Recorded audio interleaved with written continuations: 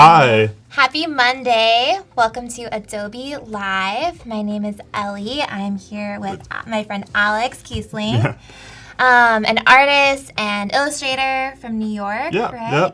We are really excited. We're going to talk about career building today. Alex is going to work on some illustrations in Photoshop. It's going to be really fun, and we're really excited to have you guys here with us. So say hi in the chat. We'd love to know where you're watching from, if this is your first time, or if you've been a longtime viewer. We'd love for you to say hello. Hello. Hi, Steve. Hi, Valentina. Got a few people already. So say hey. Feel free to ask questions, and if you have any questions for Alex, just go ahead and ask them. And we're really excited. Yeah. Love to keep this casual. Love to see what you guys have to say. It's gonna be. Yes, we love. Oh, hello from Minnesota. Whitney from Minnesota. Hi, Gina. My neighbor state. Ray from London. Awesome. Hi, Tim. So as always today, in about 30 minutes, you'll have a chance to win some stickers from Sticker Mule, which will be really fun. So you want to stay active in the chat, and you'll have a chance to win some of those. And then we can pull up the schedule. We can talk about that. We have a full day today.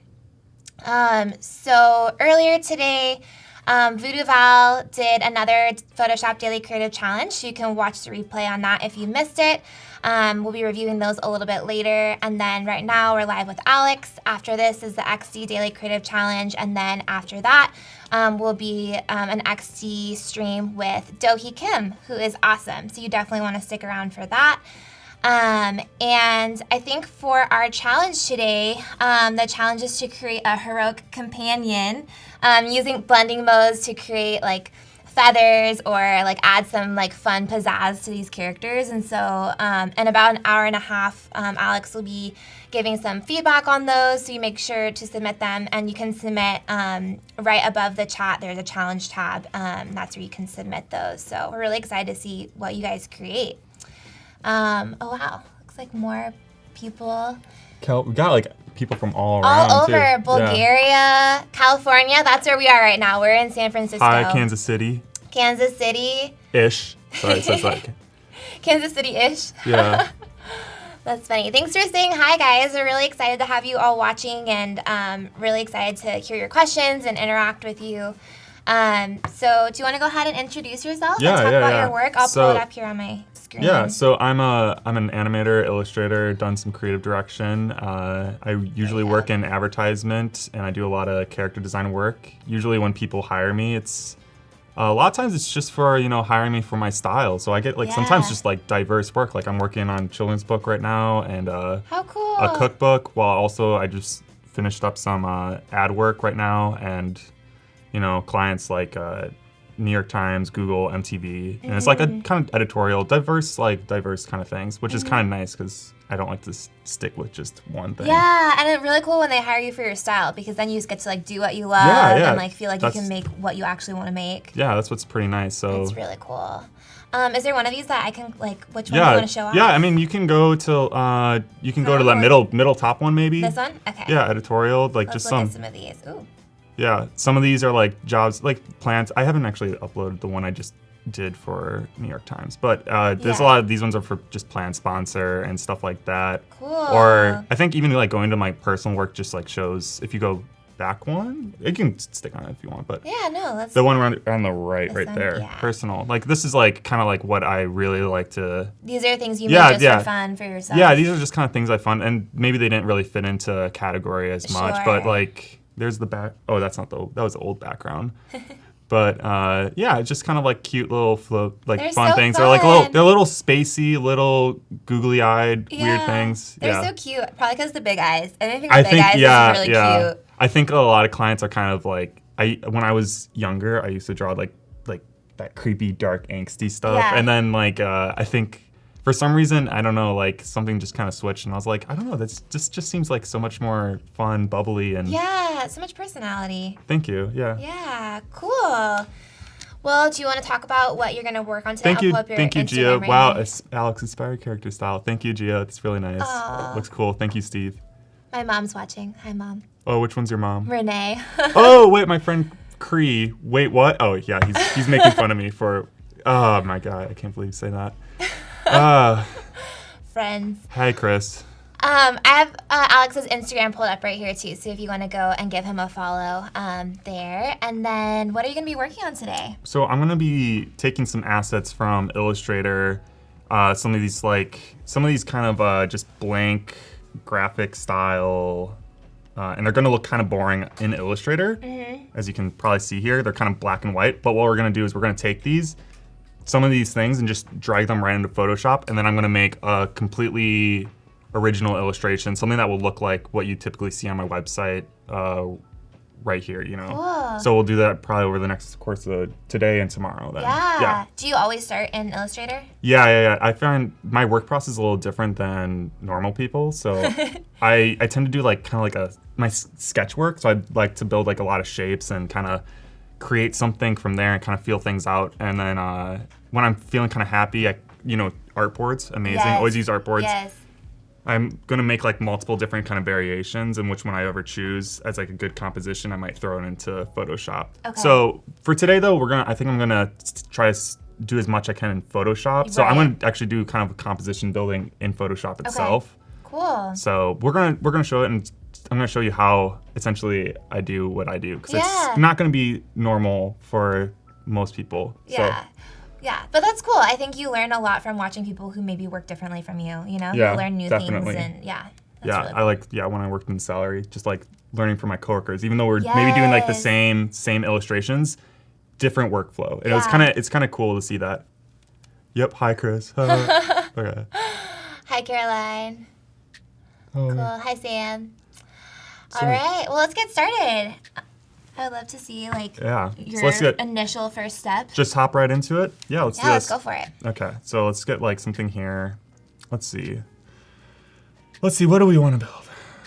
I was kind of like, when I was putting this together, I was a little attracted to maybe this guy right here. Yeah. Because, I don't know, I think it's just kind of a nice little profile view. And I think while we're talking, I think, I don't know why I'm like so attracted to like characters, but there's just something about them. I think you just kind of relate to people and characters, and I think like on Instagram and stuff like that, those are like the posts that always do the best. It's like when you have like a really centered image of like a person. I think like anything from photography and everything, those always do like really well. But I think people want to relate. Feel themselves in that like illustration or in that person that they're seeing. Oh, totally. Yeah. So I have actually a pre-existing file right now, and it's going to be, it's just got some layers, and I can show you how I layer everything. I'm going to use my trackpad right now. Okay. So what I have here is I have like a single group, and I'm going to be putting this image into the single group, and within here I have my lighting set up. So you can see there's a file, and it's multiply, and if you guys like want to do this on your own and like learn, I don't know if you're going to do this for like the challenge, it might be a lot, but if you want to try, go for it. Yeah. But we have like the shadow layer, which will be, I have some layers right here, cast, shadows, and then shadow details, and then the file group layer is under multiply. Ambient lighting, which is kind of like when lighting is kind of diffused around, and I might have like some like reflective lighting, like I guess we can't see with the green screen because it's a green screen, but you get like, if you're wearing like a neon shirt, you might see like some people have like a little, some glow. Yeah, you do photography, so you totally, you know all about that. A little bit. Yeah, a little bit. You're like creative direction, but you work in that kind of field. Yeah. Weekend creative. And then so that's one layer, and I might have it like 50% because it's not going to be as strong. And then I have the direct lighting, and that's going to be like just real, like if I have a light, sunshine or something casting on, and that will be like a screen layer. Okay. And then you got like all the layer files like named properly, like the details and specular. Are those just all blank layers that They're you all set blank. up? So They're you're all gonna build blank. all those lighting and everything into the illustration. Oh yeah. Okay. So what we're essentially gonna do is I'm gonna just like maybe make like a few layers. So Command J, if I remember. Yep, right there. Just duplicate that a few times, because for each asset we're gonna be doing this for. So like if I have this guy right here, I can throw him into like the first group. Got it. And that just keeps your workflow super organized. Yeah. You want to keep. Yeah. I think that's like what really helped is like keeping your, especially for clients, you do not want to be like all over the place, and then finally like when the time, like when you gain like to revisions and they're like asking for revisions, and then you're like, oh, now I gotta like flatten everything and then like do this real janky way of like you have it all organized. You can just go in there and like easily exactly. make And I changes. think once you get into like that professional career, like clients, you totally know exactly what I'm talking about. Mike is asking if you draw on your computer screen, but you're using a tablet. Do you want to talk about what you're using? Yeah, so I'm using the Wacom tablet. This looks like, I mean, this is one that you guys provided, but it's a pretty brand new. I wonder if I can like pull it up. Yeah. Very lovely. There you go. Great brand. You always want to, I think Wacom is one of the best, and I think most artists probably know that.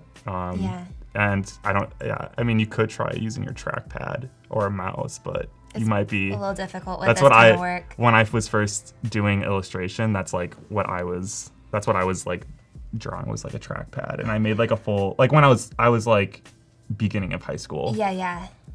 So we're gonna go right into everything kind of closed out, but we're gonna go and maybe we'll grab some more assets and start dragging things in and start building an illustration. So Nora's asking, so are those you build those layers in Illustrator, and then when you copy them over, they're retained, or did you build those layers in Photoshop? These ones? The lighting layers. Oh no. So all the lighting. So Illustrator is just used to lay out this foundation for shapes, and then Photoshop is going to be where I'm going to be layers. Like creating all those like these like shapes. I'm going to like render, shade them.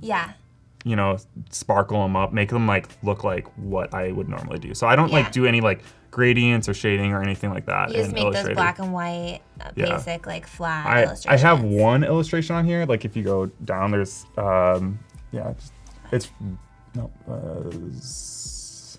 this one. This is the only one I ever done purely in Illustrator. Okay. And that was just like gradients on gradients on gradient. Like it's just and it looks kind of different from your other pieces. Yeah. So I mean, if that one wants to be scaled up to be on a billboard, it can be. You know, right? It's like so. But in all honesty, because I worked on a mural before, like Photoshop has a pretty good scale up feature too. And I'm working everything on my files right now, which I'll show you. You want to have your alias, your anti-alias. So if you see, like, if I press B or I'm an Illustrator. If I press B, it's not showing up right here, but it's gonna say like your alias and anti-alias, and you want to like mark that off, right? So it's like gonna have this. If you look in here, it's gonna be really kind of sharp and jaggedy, and that just kind of helps with like magic wands and stuff like that. For this job, you wouldn't normally typically do this, but everything I'm working on is kind of like this one bit. Kind of way of working. So we'll kind of just start dragging things in here. Yeah.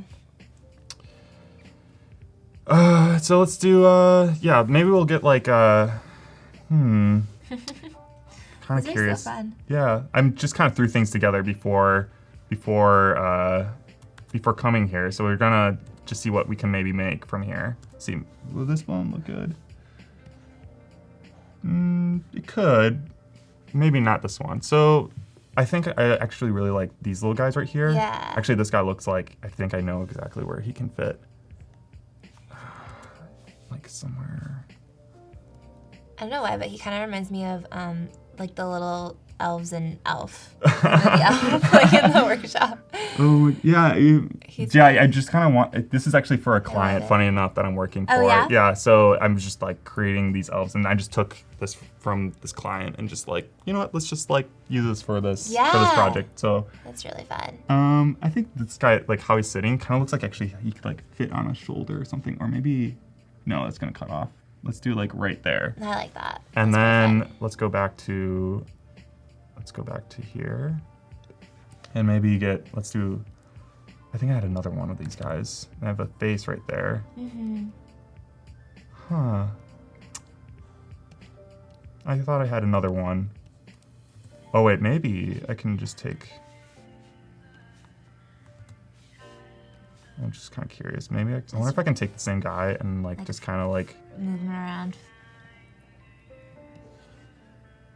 That might look a little copied and paste. So let's do actually, because it looks like a little too similar to like the last one. So let's just take this guy right here, Command C.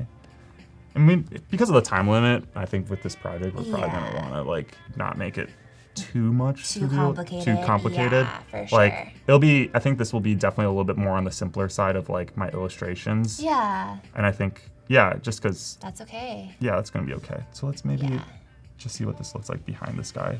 Just kind of peeking out like, hey there.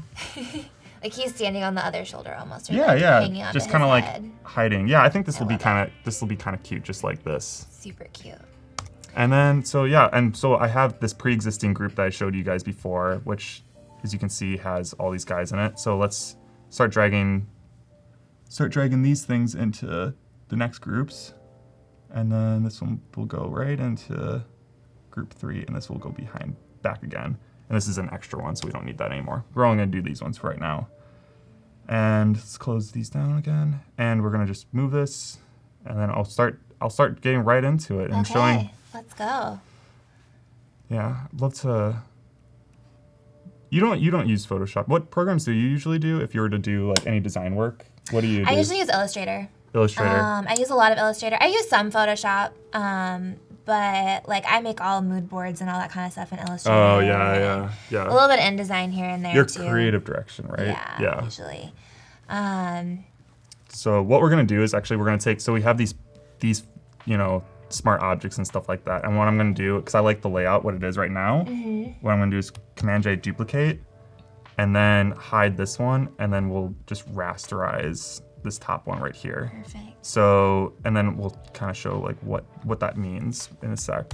Cool. Because they're smart objects, and that means you can't like paint on them because they're still kind of I think it has like that vector information. So it's like won't allow you to. Oh wait, what are they saying? Not sure I've seen that tool, Steve. Steve, which one are you talking about? Oh yeah, Steve, let us know which tool you're asking about.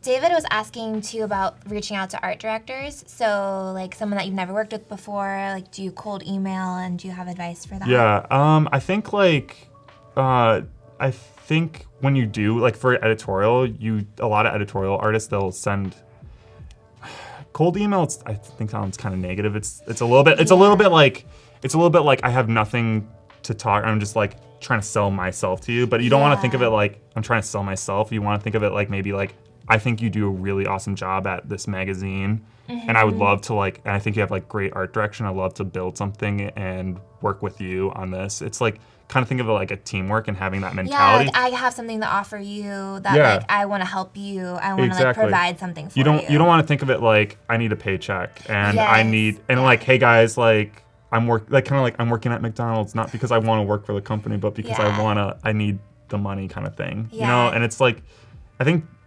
changing that perspective. So like what you'll do for like editorial for promotion is you'll do like MailChimp. Back then I think they used like postcards and stuff like that to like, which I actually have some, but I can maybe show those later. You create postcards and they would say have like your best illustration on the front of it, and you would like write on the back something about the art director or like we met at this like one networking event or something like that, and then send them out. But with MailChimp or something like that, you can send everything through like email templates and have your images right there in an email. And you want to make it as easy. I think people kind of don't realize that when they start off. You want to make it as easy for the art director because they're getting like say 15 emails a day of promotional work from artists. They don't want to have to go through something where they have to click and open and like do a lot of work and then be like, oh, this is 5 megabytes and it's not going to load. Well, then they're just going to leave that email thread. They're going to leave the email. You want to make everything as quick and easy and clear because art directors, they're going to click open and they might it takes them like 5 seconds to decide. Feel like they're just kind of like, yeah, okay, that looks good. Yeah, like I'll look more deeper into it. You want to grab their attention with it, Yeah, that's good. Nice. I think that's why it's like you don't want to like send like maybe with art directors just like send like a PDF, but just have like a written email. You want to like embed the image somehow into the email that like shows right there like this is who I am, because they don't want to be like I don't know who this person is. Open it. I'm busy today. Like I don't want to. Like this is just some random person, but if you get them right away with like a picture, a really like eye-catching image. Yeah. Then you're kind of getting their interest, right? Perfect. Yeah, that's really good advice. Go ahead and make your window full screen. If you can. Oh yeah. Let's make this easy for everybody, so they're not like. Let's just do. There you go. Perfect. I can do Yeah, F that's right really now. good advice. I think keeping it really short and sweet and to the point. Yeah, What definitely. can you offer? They don't want to read like a ton of stuff. You know, like. Absolutely. Yeah, they're busy. Like the busier they are, I feel like the less they want to read. Yeah, it's true.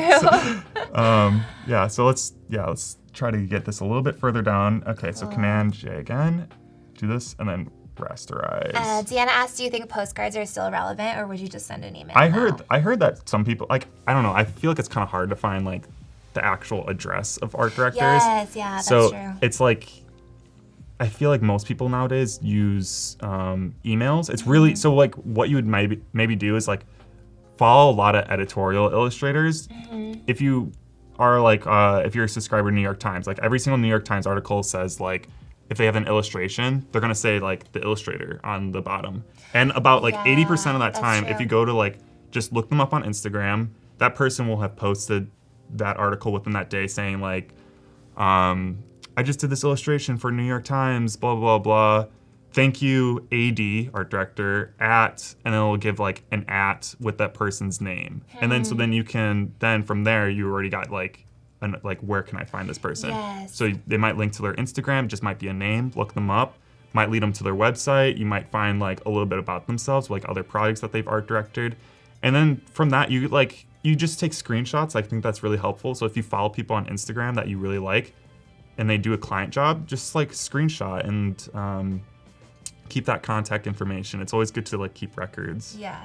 And so then you want to make an Excel sheet and just start like alphabetize all these art directors that you have for like how you're gonna email them. And then I think one of my friends actually like said that there's like a plugin, I think for like MailChimp, where it can like read an Excel sheet and be like, can do mass emails, but I think it's good to individualize each email to like the specific person. Because you can tell when you're receiving a mass email. Yeah, versus, like, a personal But email. she actually said something like you can put in the bracket. So if you want to like write something a little individual, or like you can it put could, like match it to like that in the person. like the coder program or whatever. Like Sure. you can say like in this bracket place this instead of this, and then so like you can say like their name in a bracket, and then like the information about them in another bracket, and then send it out as mass if you have it all like organized. I don't know how to do it. Something if you guys. I'm sure there's like tutorials. So much Yeah, there's on the tutorials. internet. I haven't looked much into it really. Yeah. Cool. Wow, so many people. I know. Deanna Benson. Yeah, I think she's talking about postcards still. So like, Okay. she's saying maybe if no one's doing postcards, maybe that's like a way to stand out. Which Yeah, could be true. I think what's nice about postcards, if you can get it, is that they it's like a thing that they can hold on to. Like it's like, I think like for me, like I love collecting other artists' like their artwork or postcards and stuff like that. And I have like that cork board of just like all of their illustrations hanging up. Yeah, absolutely. Yeah, one time I spent like too much money, like $200 on like artist zines back in college, and now I just have like this like stack pile of like That's so all cool these because you can keep them forever. Yeah, exactly. It's Yeah. like keeping them forever, and I think people make that mistake when they go to like those zine fairs. They actually don't put their contact information on some of their art pieces, and I'm like, oh man, just like literally put your name on the back so I can find you later. Yeah. So if you ever do that, like some people will do like zine fairs or like comic fairs or something like that, where it's like illustrators. You want to Put your name. Yeah, you always want to like kind of like put your name or like somehow connecting the dots of communication, so like they can find you on social media or like find you on Behance, and from those you want to like, if you're on Behance you want to connect your Instagram, and on Instagram you want to connect your website and connect everything together so it's easy for people to like click and find, because maybe they go on Instagram but they don't actually have an Instagram account, so they're like, I can't follow this person. But it says here, like, they have their email or their website. So I'll click on their website, and then from there, it can connect to their Twitter or their Behance.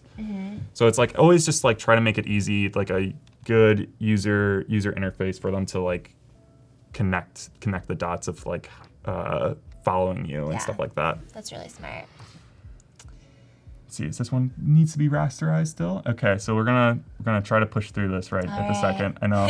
So many, So many good questions. We have about 4 minutes until Chat and Win, so make sure that you guys are in the chat, ready to win some stickers.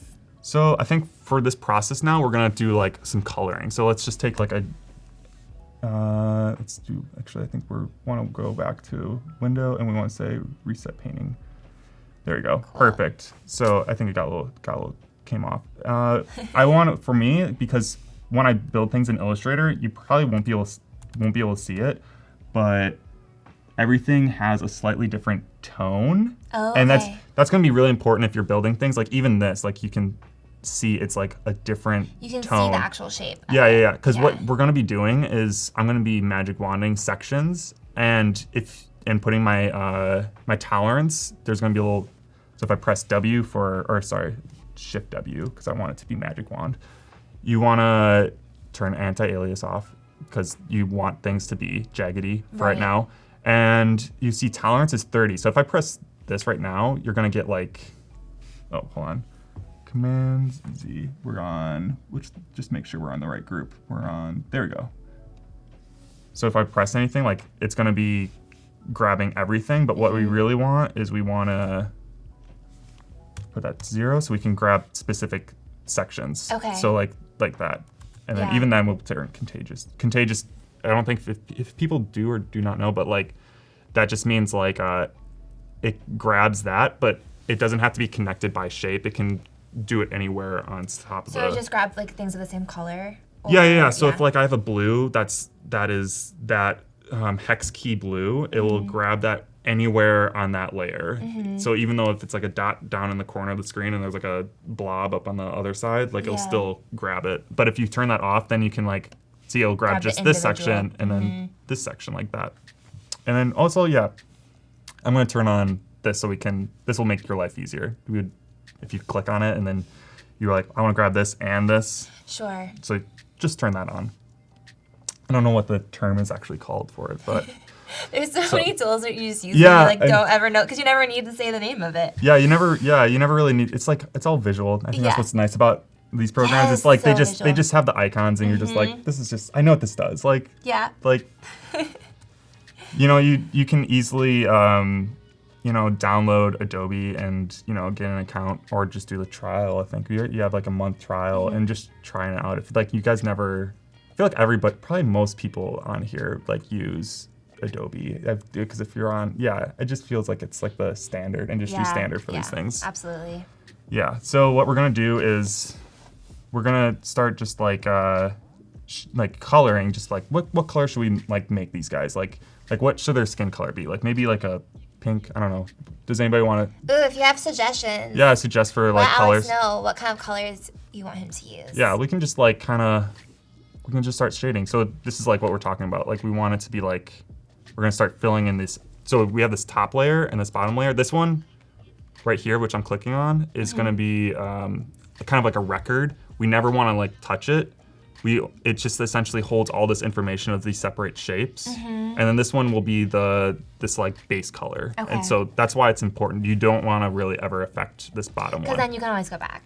And make changes easily, right? Yeah, kind of. It's because what we're going to be doing is we're going to be magic wanding and then going on to another layer to shade within that magic wand path. So if you have, because I think a lot of people who do work in this like kind of grainy style, they tend to use like lasso tool and then they just kind of shade right onto the layer itself. But then once you want to like go back into it, it's kind of hard to just magic wand and then like change it back so you have like all this grain in the way. Yeah, absolutely. So keeping like things kind of flat on a base as a record to easily magic wand and then go on to another layer to shade is going to like really help. Smart.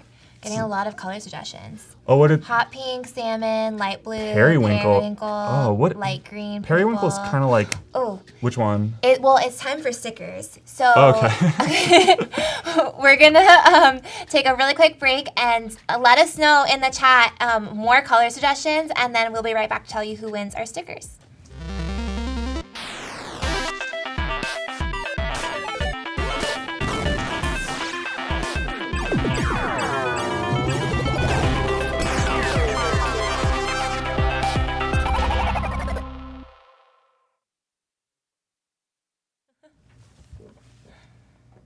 Okay, we are back, ready to hear who is going to win our stickers. We're getting more color suggestions. Mauve, some really cool burgundy. What is mauve? Isn't mauve like it's like reddish purple, I think? I think so. Okay. But let me know if I'm wrong. Mint and pink. Oh, we are getting brown, so many colors. Rainbow. Wow. Oh man, if we had a poll just to like easily. Oh, that'd be so great. Oh, that's what we need. Yeah, just get a poll going. Blue, teal, purple. Periwinkle again. Maybe, I don't know, periwinkle sounds kind of cool, but we can always, blue, what's kind of purple. nice is what we can do is like if the colors like need to be changed around, we can just go Yes. right into it and just change the colors. Yeah. And it will like, and that's why we're using multiply and screen. So like those like multiply will be nice. Like if we keep that, you can keep it consistent if you want, and then it'll still affect the base color and the shading. So it's not like we have to be like, oh, we have to make like a darker. Right we have to make it periwinkle, and then it has to be a darker periwinkle, like a purple for the shading. Like it can be like a base gray or something like that, and then it'll just affect whatever color you choose underneath, which will be really nice. Hunter green. Cool. What? Oh my God. Congratulations, Samantha. You are the winner of our stickers. So you're going to get a message on Behance letting you know how you can redeem those. And if you didn't win, you can go to a link that we're going to put up right now. Here you go. Stickermule.com/Adobe Live 19. You can get 10 stickers for $1. So you can test them out, see how you like them, order more. They're really fun. I didn't even know you guys were like sponsored because like I use Sticker Mule too. That's Sticker Mule is awesome. Which is funny, You make totally custom stickers, and that's what I used to like send out to like when I network. I have like clients, they like keep so stickers. smart. Yeah, because like stickers last forever and you can keep it everywhere. And I feel like if you loves stickers. Yeah, if you put it on their laptop, people will be like, oh man, I like that sticker, and be like, oh yeah, this like artist, blah blah blah blah, and they'll be like, oh yeah, like what's his name? I'm gonna find. Yeah, I'm gonna go look him up. That's like, so smart. Yeah, I think like you said, everybody loves stickers. Like whoever goes in and gets a sticker and is like, oh, I wish I didn't have that sticker. No, nobody. What feels hassle? That way. What a burden. What a burden. Filling up my trash can, not have to take out my trash. Cool. Thanks, you guys, for all your suggestions. Keep them coming because I feel like we can use them all, maybe, or at least a few of them. So let's do maybe try periwinkle. That's like kind of crazy. So maybe do periwinkle right here, and then we'll go down to the. I might actually have to start labeling. Let's do this one. We'll say elf back, and then we'll say I'm just going to use the track here, and this will be person. I guess I don't know.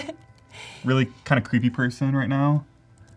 A person's a person. A person's a person, and then the top one we'll do elf front. This will just help. This is why we're talking about like organization. Just like it's really. Yeah. You never like I think that's like really amateur to like get really like doing like clientele work or just like a project in general and then not organizing anything, and then you're just like then they come back and like, can you like do this revision, and then you're just like. Yeah, because you don't want to say no. Through all the layers. Yeah, especially if you're young, you're like you don't want to say like no, so you're kind of like that's no problem. I'll do that. Like no, it's no problem at all. And then you go and you're like, I'm so screwed. I have to like do this whole thing over again. Yeah, that's never fun. We have about 55 minutes until we're going to review some daily creative challenges. So make sure you submit them. You can submit right above the chat. There's a challenge tab. And you can watch the replay that Voodoo Val did from this morning if you missed it. But today we're creating heroic companions for a fantasy adventure character, which is pretty fun. So you'll draw the silhouette, and then you'll use blending modes to add things like feathers or scale or fur, whatever you want to add to it. And we're excited to see what you guys make. So make sure you submit those. I think we'll just put down some like, I think it's always good to limit your palette. You don't want to like go crazy. Yes, yeah, absolutely. Yeah, like you said, you work in creative direction. You understand that like photography, creative direction, you don't want to like just be like blasting rainbow. I think that's... Has to look cohesive. Yeah, cohesive. Yeah. I think that's like a really, like people are like, oh, I need to like more colors, the more beautiful, the more eye-catching, but like, oh man, like then if you add more color, it devalues the strength of color. Like that's a great way to say it. Yeah, because it's like if you do, for example, some good illustrations, like they might be gray, but then they have that like few spots of like red or something like that, and then you're just like, it's so impactful. It's so impactful, yeah. And if you do like just like you see that like a lot like watercolor eyes or something like that, and they're like really rainbowy, but you're like, you know, it's kind of nice to have it where it's like really more limited, and then just being like, this is your power. This is like, and you want to use that color as like, this is the content I want you to focus on too. This is where I'm bringing your eye. Yeah, this is where I'm bringing your eye. You know, I think people might be from like art school too, or if they're like just even like high school art, or just you just like kind of they teach that stuff, right? Yeah. What DPI do you work at? Thank you, Sarah. I work at 300. I think it's good to actually work at 350 if you know your client, because, for example, some editorial might want it to be 350 DPI. But like I said, you know, worst comes to worst, the scale up function is actually pretty good in Photoshop. I don't know. I think there was like an algorithm recently where they like scaling up can like it preserves the details. It's kind of crazy what now. I think there's actually like a website that does this where like you can take these really low quality images and you import it in and it will scale it up to be like massive, and it uses I don't know if it's like artificial intelligence or something that it can figure out through like a data set that like what's happening with like the alias. Like they're like, oh, this is alias. This is not like part of the image. This is just like really splotchy JPEG artifacts. We'll clean that up. We'll smooth it out like right here, and it looks surprisingly pretty good. I don't know. 300. Yeah, I think 300 is just like a good safe bet. You don't really. It's pretty standard. It's pretty standard because if you want to print it, that's what printing is. Like 300 CMYK or like a TIFF file. Yeah. So we'll maybe change the outfits of the characters like the characters themselves. Maybe. Also, any suggestions on that? Maybe we'll like kind of just start laying down like what ooh, that's gonna be bad. We're gonna turn that back down to 0. And then so it's not covering the whole thing. Just and then just the hair. Maybe, or actually, you know what? Let's do this as, we have it on all layers, which are right now, which is fine. And then maybe we'll do the hair as purple and then the face as red. Let's try that. Now those teeth just stand out even more. It's like so crazy looking. Maybe we'll change. We'll maybe change it around a bit. We'll see. We're gonna add like another maybe a color or two more to this like color palette. And yeah, let's see like what's like a good. Let's try. We don't want it to look like Easter egg. That's gonna be. Yeah, we don't want people to think Easter. So let's do maybe. That's true. You have to think about all the connotations that different colors have too. Yeah. Like that's true. Like colors have like different meanings for like feelings certain things. And meanings. Yeah. Like you don't want to make like a really happy piece with like really dark, edgy colors or like. Unless you're trying to do that on purpose for some reason. Yeah, unless conceptually it's part of it. Like that's what you think. You want to make that clear as a concept. You don't want it to be like kind of like it's kind of creepy. What? And it's just because of the colors. It's like dark background and moody dark lighting, and it's all just navy blue or just like black. And you want to make it like where they can understand the vibe of things. So what's also good is maybe we just lay down a back color just because you don't really want to work on white either. So let's maybe just like get a back going. Cool. Yeah. So let's do like skies. Maybe it's like kind of like a grayish blue. We'll adjust the colors. Yeah. While you're doing that, do you want to talk a little bit about how you got started? Someone was asking earlier, like how you got started and kind of like, tips for getting started in work like this. Yeah, I think so. I kind of stumbled on this from when I was working a salary job. My boss wanted me to see if he couldn't like grasp like as an art direction of like these character designs because they're really flat graphic, but they need to be converted in CGI. So what we did is my art director asked so the boss can easily visualize like, is there like a way you can like shade it? And I was like, I guess I've never done that before. Yeah. And then I found out like you can take these like flat graphics and I was like, maybe I can just put it in and just like soft shade it real quickly. And then what I did, I was just like, oh, magic wand. Oh, that's just like shade it. And then from experience, just like doing it, I realized like, oh, and if I do it on a separate layer, I can go back and then like shade it back on top of another layer so I can keep like that record. You don't want to ever destroy the original because you might need that to be, you can do the edits on top. And then like, it's just kind of like through just like a year or something, I just kind of was like, oh, now I know how to organize my files. I know how to do this. And because like nobody really worked that way, like, I think it was kind of like people are like, how did you do that? Like, how do you do that? Because I think a lot of people when they say digitally paint or something like that, they doing like right on the layer and they're literally painting using Kyle's brushes, great brushes by the way. Yes. But yeah, they're usually kind of doing something in that kind of effect. It's like literally painting. And this is like almost like, think of it like stencil. It's like you're getting like a shape. I'll show you in a bit once we actually get to it, but it'll be kind of interesting. So let's see, what color can we make her shirt? I always feel like I would love to hear people's suggestions. Yes, if you have opinions on the fashion choices for these characters. Even that's not that bad, which is kind of funny. It's like kind of limited, but maybe we do keep playing with the colors. Yeah. Kevin was asking how you create the see-through characters. I think maybe he was talking about this one that you made in. Yeah, or I think because that one was done completely in Illustrator. Yeah. But if you go to you just go back to my. I think if you go to the sketch, was it this one? Maybe go down a little bit. Or no, maybe it was. Oh yeah, it's like that's these. Marker. That's marker. Okay. I guess maybe I don't actually have it on my website at the moment, but you're talking about like kind of like that jelly look. It's how I would usually do it is. I think that's just like a helpful key of like understanding how materials work. So you like, for example, everything has refraction, which is like how light bends through it. And what I'll normally do is I'll have like. This is where the whole record thing comes with like layers. Like if I keep like if I make like all these base shapes, and I'll probably do it, I'll make sweat marks or something. Sure. I'll make sweaty pieces right on here.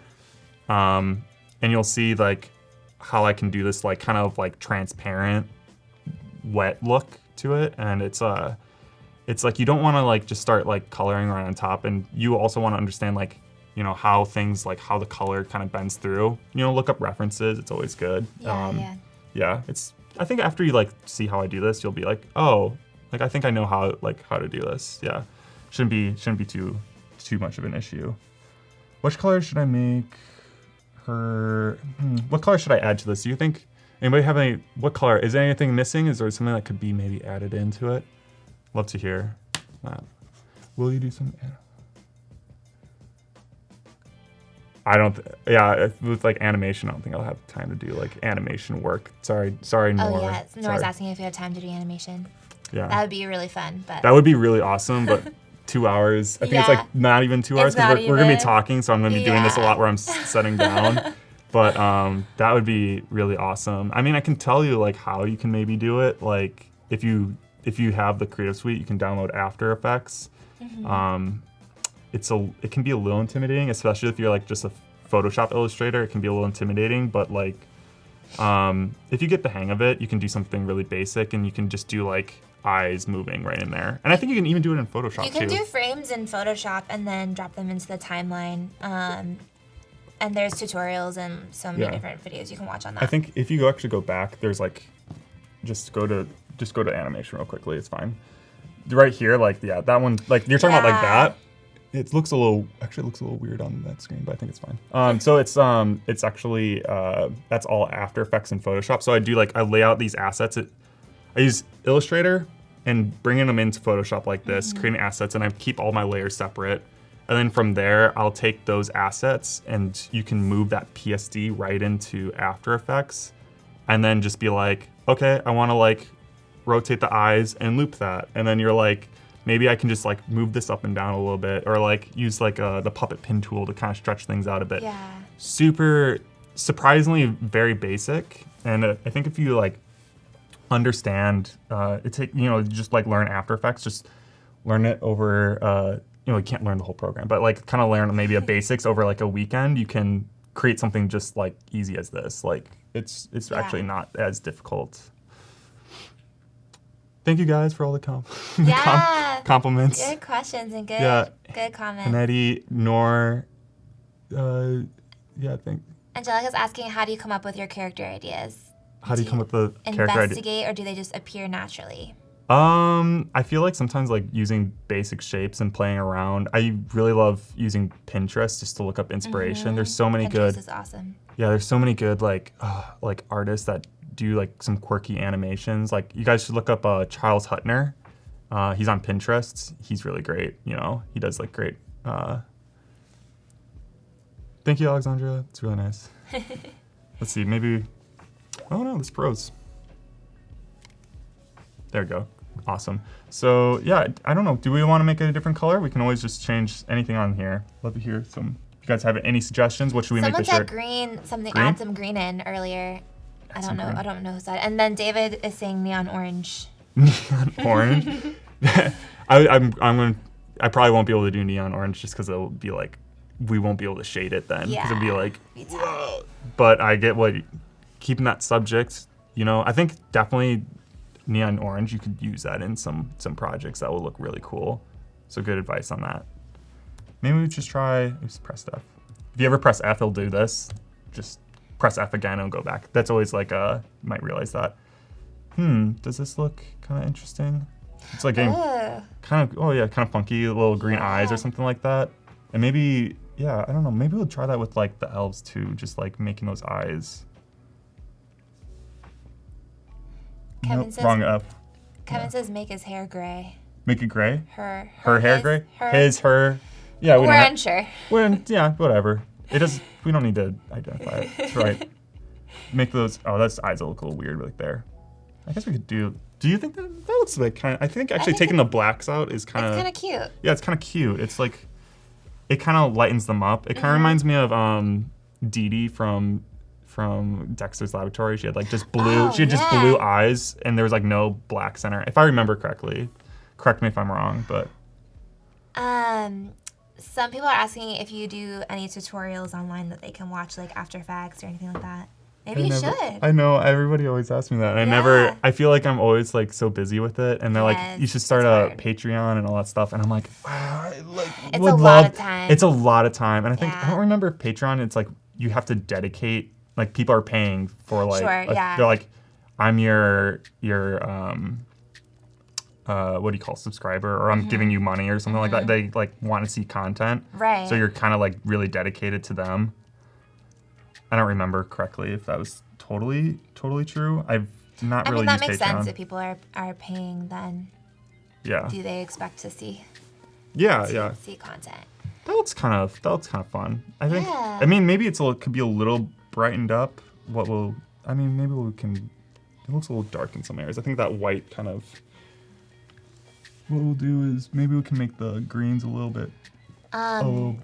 Nora's saying that the heads of the two smaller elves kind of merge with the hair. Oh, don't worry. Yeah, we can change the color on that too, but like that's why we're going to be shading. Yeah, but that's why we're also shading too. But let's actually change the color on them too. Like I think that'll be kind of fun to like not keep it so simple. Like you kind of maybe want to see like they're separated in space. Sure, yeah. So let's see. Somebody said, making the hair gray, right? Yes, somebody said that earlier. Oh man, we have to think. Will it make her look like a grandma? It could look. I mean, let's try it. You know. Maybe she's an evil grandma. Evil grandma, and she does look kind of evil right now. She does look evil. I took this from like a video I did. This is like an asset from like some video I did. So I'm like, it was kind of. Yeah, I didn't change much of it. Yeah. That looks a little weird. Maybe actually. No, that's too bright. I think the colors might be a little dark right now. So let's see. I wonder. Like a pink. I'm kind of curious about pink right now. Whoa, maybe something's getting in there. Maybe it's like a different shade, yeah.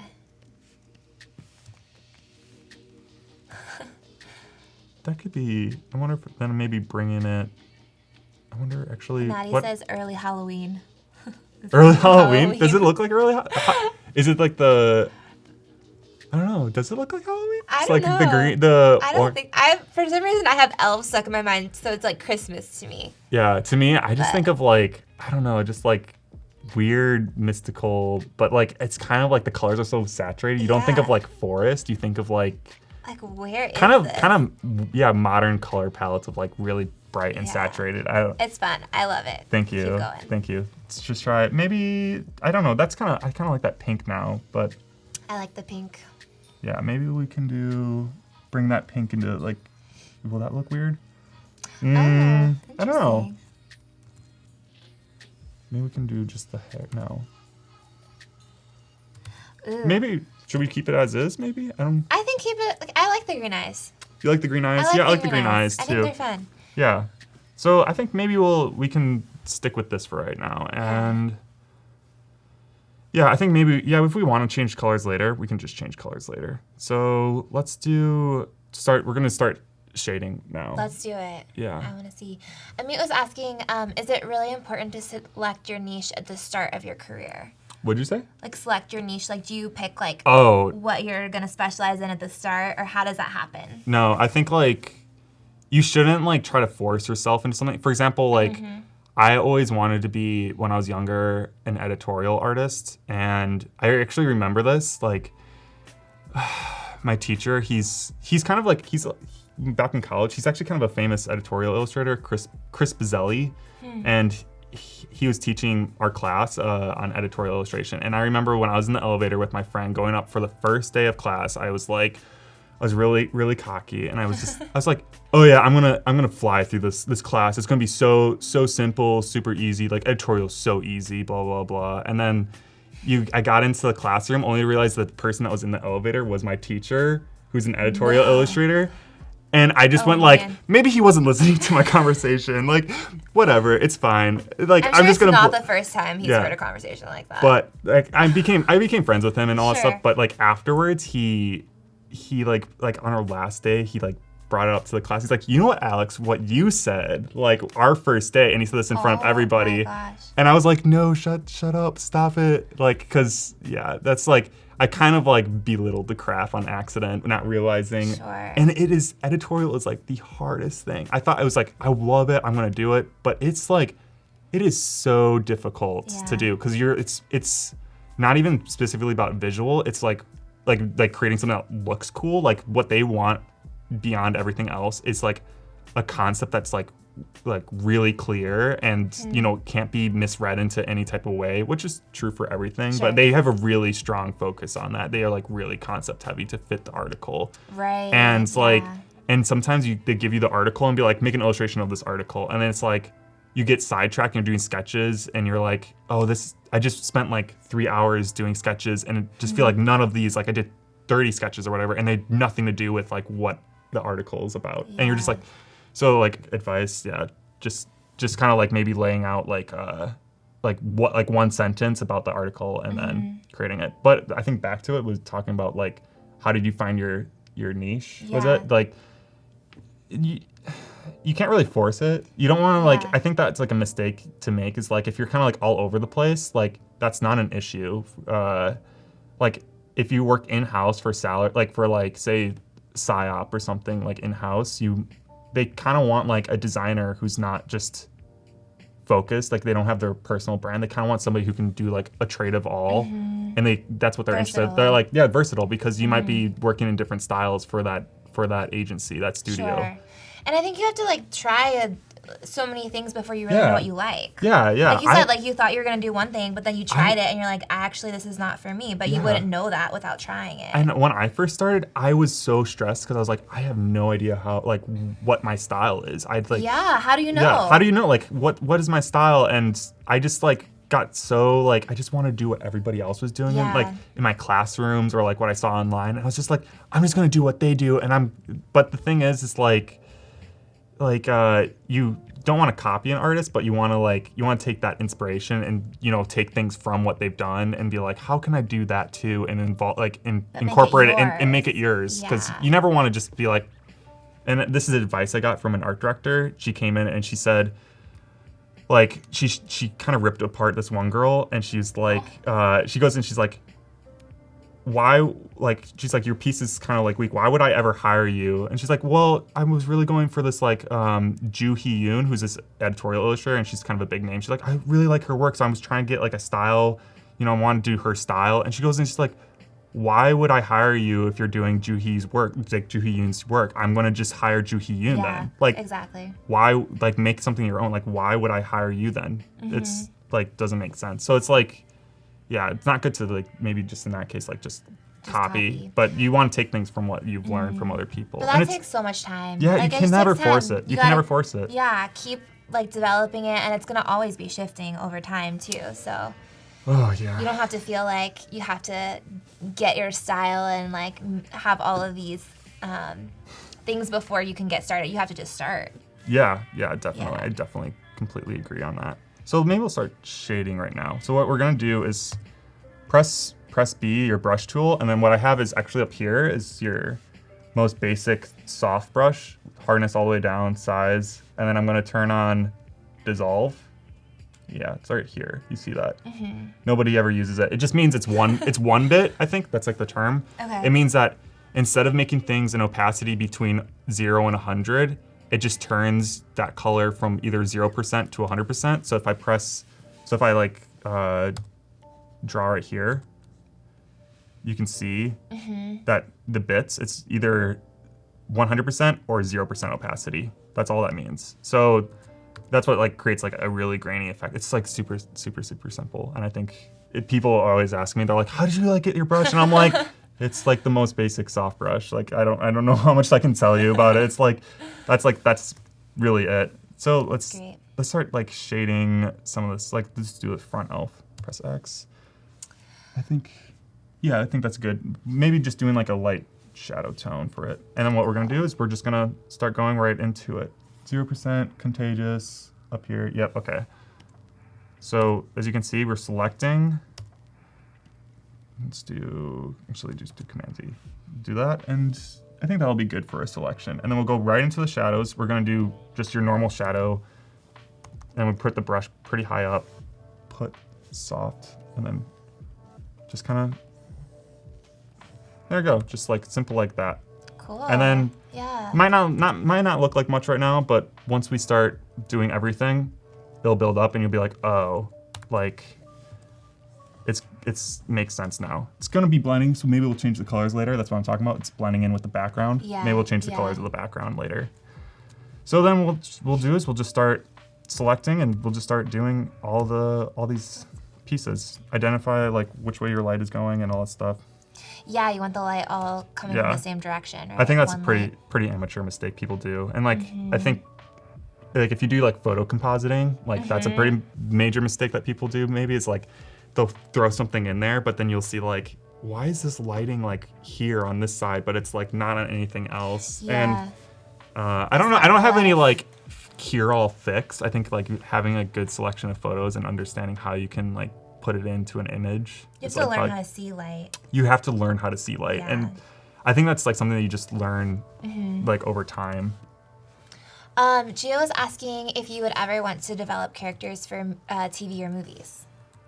Is that something you're interested in? TV and movies, I've definitely, not for TV shows, but I do a lot of character design work for ads. So like, so I'm just finishing up something for, I've done a few jobs for the Mill. I don't think I can talk about it really that much, but and then I did some work for like Baskin Robbins where I did like a twerking ice cream cone. You could probably like find that.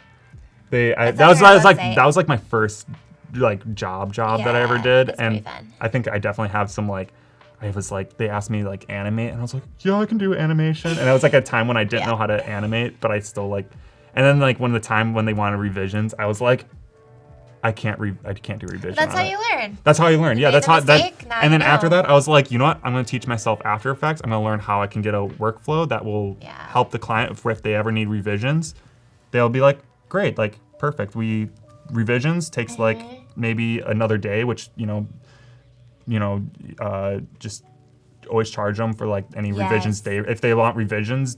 And it's not in the contract that you're allowing like 1 day revisions and you're on day rate, like charge that day rate. You never want to be doing work for free. Yeah. It's a very, very like, you don't want to upset them, but like. Well, I'd put that in the contract from the beginning, like how many revisions they get, and then after that, like what you charge per revision after that initial like. Yeah, and that's exactly what I do too. I'm like. Then the contract's the bad guy, not you.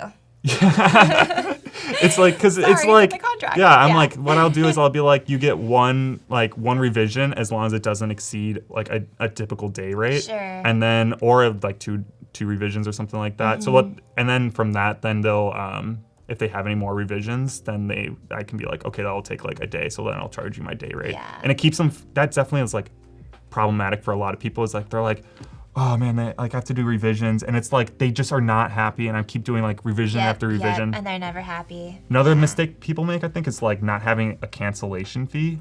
Yes. So like you're doing a project, and that's for your own insurance. Say you'd like do sketch work, you're pretty much almost done with the project, and then you go, oh, we don't need this anymore. Yeah. And you just go, well, I just did a bunch of work for you. And they're like, oh, well, in the contract, it's the deliverable that is what you're getting paid for. And you're like, but I just spent like a week doing all this stuff. So that's why you put a cancellation fee.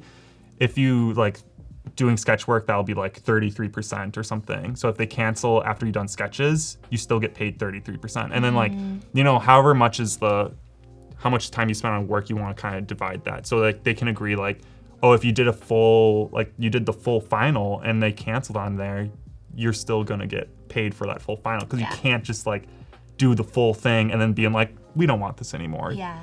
You know, it's That's like your time. Yeah, it's like if you go to a restaurant and then they deliver out the food and then you just go and you're like, I don't really want this anymore. No. They're gonna be like, well then you gotta pay yeah, for you it. gotta pay for that. Like you can't just just decide I don't want this anymore. Yeah, like exactly. That's a good analogy. Yeah. It's kind of important. It's a little dark right there. You don't want that to be too crazy. Okay, there we go. And then we'll get this little lip right here. You don't see, this is why I'm selecting on this like gray layer. This is what I'm talking about for records. And then I'm going onto my shadow layer to shade. So you're doing all these on different layers. Someone was asking earlier, I don't remember the exact question and it's not there anymore. So if you want to re-ask it, feel free. But they were asking about using a clipping mask instead of like doing on multiple layers. Yeah, you can definitely use clipping mask. I tend to not use them because it gets like, to me, they get a little chaotic sometimes. Sure. Like I think if you can really keep an organization with clipping masks and understand what's happening, like I would say do it. Like, but for me, sometimes like just reshading something is like quicker than dealing with like clipping masks. Right. And I think it can just depend. Maybe on the project. You're working on different layers, so you can easily just get rid of that layer and like make a new one. Yeah, and even then, like maybe if you want to, I think even on here there's like a function which you can do is like, instead of saying like, you can have it be multiplied, but then there's also a function on here that says dissolve. So if you erase, I don't think there's any dissolve function for erasing on here. Like, let's actually turn erasing on to like the normal. So if you see erasing, it's going back to soft again. Yeah. Which you don't really maybe want because it's going to affect the bit. But what I would normally do is like I'll press Q. And I'll maybe teach something later that's like not many people do as artists, but it'll like, you can definitely implement it. So you press Q, which is essentially doing a mask layer, and you'll see that you'll get this like real pink, real look, and that's just saying this is like a mask. So then what you'll do is like say like, let's just like press Shift B to create like a hard pencil, and just so you can see like I'll press the letter A, and then what I'll do is like, so that's like saying anything that's red I cannot affect. So if I press Command I, this right here, everything on this layer will erase. So I press Q, and it turns everything right into a mask like this. Okay, yeah. And then delete, and I just erased. Right.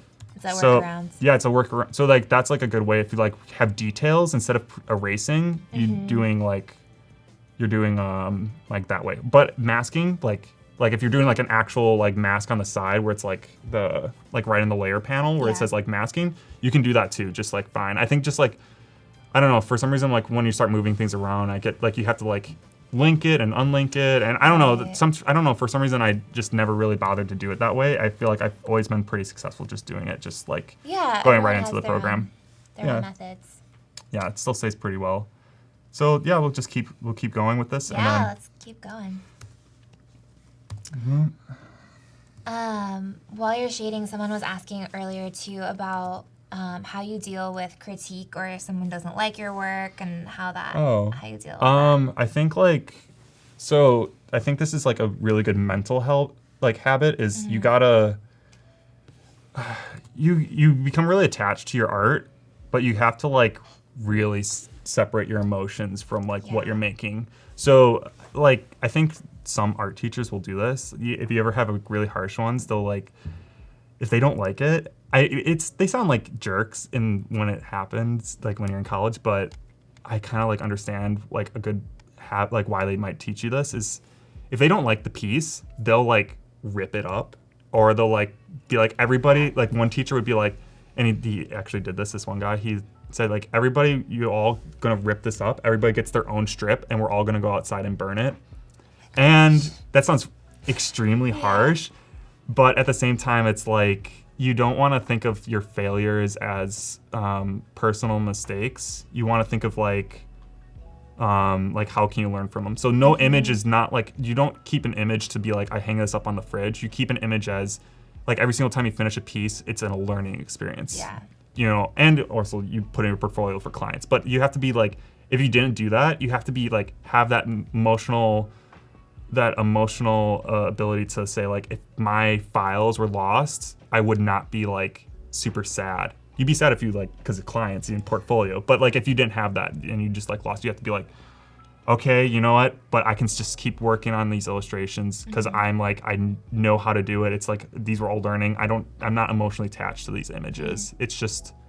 It's like you have a intelligent failure, I think it's called. It's like failure is not bad. It's just actually I think that's a different term. But it's like how do you, it's just, mistakes are just things that you learn from. Yeah, and absolutely. So critique, like as long as people are giving like constructive criticism, because it does suck when you getting like critique and you're like, I have this like for the client, and your friend's like, oh, like blah blah blah, and like changing and he's like, this doesn't work, and you're like, dude, I have this due tomorrow. Like, I can't change that. But now that you're saying that, now I'm worried that the client's not going to like it. And you're like, oh, that sucks. Like, you're like, so I think if I ask a friend for help, I'd be like, hey, this is due tomorrow. So not everything can get changed. But can you tell me, like, on like certain things, like maybe what I can change? So then he gives like good advice on that. Yeah, that's a good way to ask for it. Because then it's like, okay, here, like, how can I actually like do something to make this better, but not just like tell me what's wrong with it. Yeah, you just like not just like, like some people just might have like, oh, this gives me the right to just like rip it apart. Yeah. Or you get friends who are the opposite and they just enable you and they go like, they're like, oh, it's perfect, it's beautiful, you're so great at it, and you're like, you don't want that either. You want to get that friend. You want something that you can actually do. Yeah. Even though that feels good, you want to get that friend who just like, not tear it apart, but you want that friend who can like actually give like a very honest piece, because the client or like who's ever looking at, they're gonna have the honest opinion. They're not your friend. They're not gonna go and be like, oh, but maybe it's not the strongest piece, but I know that he's great at this or blah blah blah. It's like they're gonna like they're paying you. They're paying you. They're gonna be viewing it like not as you as a friend or artist. They're gonna be viewing you as like a client. Yeah. Absolutely. So having that, it sometimes it just kind of sucks to hear. Sometimes these like. Sometimes those opinions, I've definitely gotten it sometimes where I'm just like, I didn't need to hear that right now, but because I'm like on a deadline and you're just like, you just kind of made me feel with stress. Yeah. But it's a very understandable feeling, definitely. Yeah, I think you have to know what to listen to and what to not listen to. Yeah. Because some things are just people's opinion. Yeah, you work in creative direction with clients too, so you like, how do you deal with it? Because if you're doing like photography, I don't know. I mean, it's hard. Like sometimes, I think it's why it's important, like from the very beginning, to like really understand what the client wants, so that you can deliver that to them. But then also make sure that they know what they want, because sometimes clients will say they want something, and then you deliver that thing, and they don't actually want that. Yeah. So you have to learn how to like from the very beginning, like be super clear and like provide them with like examples and things like all along the way, so that you're all on the same page. I definitely think like clients who have never really hire artists are like the ones that like don't really know what they're looking for. Or if you're like talking to like, sometimes they don't even have an art director. You're just talking to like the CEO. Yeah, and that's they don't know how to communicate. Yeah, like, you have to they're like, train can you like make it like more like and you're like, what does that mean? What is that? Can you make it a little bit more like pretty? And you're like, and it's like that's not a word that you can actually do. Yeah, it's like what? So I think like definitely like when companies get like art directors and stuff like that, you're like, oh, thank God, like you can understand what I'm saying. Yes, you know how to communicate that critique. Yeah, definitely. Tim says, just make it pop. Just make it pop. How do you keep all these like little tricks? I don't know. Like sometimes I feel like clients sometimes just like my work because like. I'm like, oh, I just drew a pretty picture. And I'm like, yes, it's pretty. Yeah. And like, but like, there's people who are like UX UI designers or something like, and they have to do like, what do they call like the spider web? It's like how the user experience, like how they flow through like the charts on the app and stuff like that. And it's just this black white spider web looking thing. That's so and then overwhelming. then the CEO or client or they might go and like, like I don't know, this doesn't feel because they don't wireframes. Thank you. They're just like. Because they don't understand. They can't see the vision. They can't see the vision, but look like. That's the thing. It's like it's that's not the point. It's not to make a pretty picture. It's like you have to like change your usable. Yeah, it has to be usable. What is your perspective on it? And I think fortunately that benefits me that people are like oh, it's like pretty, like great, cool. Like you drew a picture, kind of So I don't really have good advice on that because I don't do that type of work. But I think that was good advice what you said earlier though, just about like taking critique as something to learn from and like mistakes as something to grow from. Definitely. I had, oh my God. Yeah, one of my friends, we had this famous illustrator, Josh Cochran, if anybody knows who that is. He came in for critiques with like his, I think it was it Jing Wei? She's, actually Jing Wei's like, I think the stickers are actually by Jing Wei. But she came in and they both came in and they gave critiques, and my friend and I like idolized him like when I was in high school. I loved him, and he gave us critiques, and my friend who also idolized him had her portfolio reviewed, and he just told her flat out, he's like, yeah, your stuff looks a little outdated. Oh. Like outdated in like style, like it's not that contemporary looking, like, and she wants to go in a field where it's obviously like you want to be like the top of like, creating the original new stuff, and that just destroyed her. It was like her idol just like telling her like your stuff's not that good, and like you probably won't like fit into the field. That's super hard. And it's like, I think after hearing that, I was like, that could have been me. Like he could have just like shut. Like how would I feel? Like that's like my hero. Like what am I gonna do about that? And so I feel like after that you're like, well, if that happens, like how do I not become emotionally attached? Because it sounds like relationships when people are like, why are you so emotionally unattached in this relationship? Be like, I've been broken so many times by like past relationships. Yeah. It's like I can't invest my emotions anymore. It's like, oh, that's really sad. It is sad. Yeah. But yeah, I think you have to kind of look at it objectively. Is that objectively, the right way? Definitely. Where you're able to like actually take what they're saying and like, how am I going to grow from that? How am I going to learn from that without it destroying me if somebody gives that kind of critique? Because there's people that are like gonna hurt your feelings with it, and you're like, how do you emotionally prepare for that? Yeah. It can be brutal. I definitely agree. Some people are saying this looks like Pinocchio or the gingerbread man. Oh my God, does it really? It could be good. I think that could be fun. Yeah, it could be. I'm not really sure. Fairy tale. Yeah, fairy tale. I do kind of like drawing like that sometimes, so I'm cool with that. It's just like, I'm like, you see, I'm constantly going back and forth with my layers, constantly. Just building it up. Just building it up. We have about 15 minutes until we're going to view the daily creative challenges, so make sure you submit right above the chat tab. There's the challenge tab. And you can submit your sidekick for your heroic character, and we'll review that's like those. So they can make it any way they want to. Yeah, right? yeah, any kind of character. And if you miss the instruction on that, you can watch the replay that Voodoo Val did. Super exciting. Yeah, super fun. So make sure that you